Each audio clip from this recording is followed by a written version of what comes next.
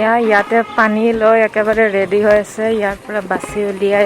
ওলাই যাব পাৰিলেহে হ'ল আৰু নহ'লে বৰপেটাৰ মানুহে ইমানেই বেছি পানী ঢালে নহয় আপোনাক গা ধুৱাই দিব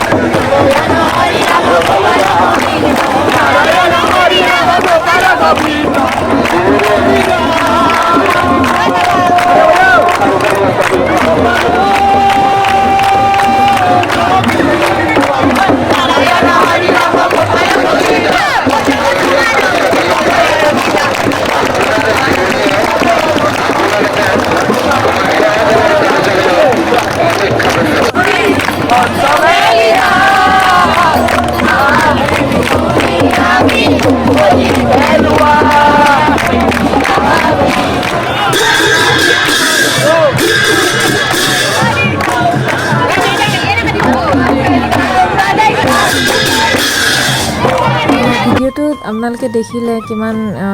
উখল মাখল পৰিৱেশ হৈছে বৰপেটাত আৰু বৰপেটাৰ দেউল উৎসৱ বুলি ক'লে সকলোৱে জানে আৰু এইবাৰ আপোনালোককো মই দেখাবলৈ পাই বহুতো আনন্দিত হৈছোঁ আৰু ভিডিঅ'টো চাই যদি আপোনালোকে ভাল পালে প্লিজ লাইক কমেণ্ট শ্বেয়াৰ কৰি দিব কাৰণ এই ভিডিঅ'টো যদি অসমৰ চুকে কোণে যায় যোনে দেখা নাই বৰপেটাৰ দেউল উৎসৱ তেওঁলোকে চোৱাৰ সৌভাগ্য এটা পাব আৰু মোৰ চেনেলটোলৈ যদি আপোনালোকে প্ৰথমবাৰ আহিছে প্লিজ মোৰ চেনেলটো সাবস্ক্ৰাইব কৰি যাবলৈ নাপাহৰিব লগতে থকা বেল আইকনটো ক্লিক কৰি থব যাতে মই বনোৱা সকলোবোৰ ভিডিঅ' সকলোতকৈ সোনকালে পায় আৰু ইয়াৰ ইভিনিঙৰ ভিডিঅ' এটা আহি আছে আজিৰ দিনটোৰে য'ত গুখাই ঘূৰোৱা হয় আৰু সেই ভিডিঅ'টো অতি সোনকালে আপোনালোকৰ মাজলৈ লৈ আহি আছোঁ তেতিয়ালৈকে এই ভিডিঅ'টো এনজয় কৰক বাই বাই